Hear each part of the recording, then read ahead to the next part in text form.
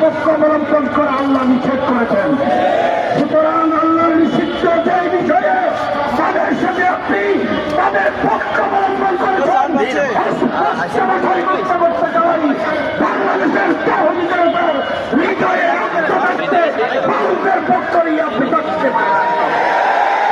আমরা লক্ষ্য করছি।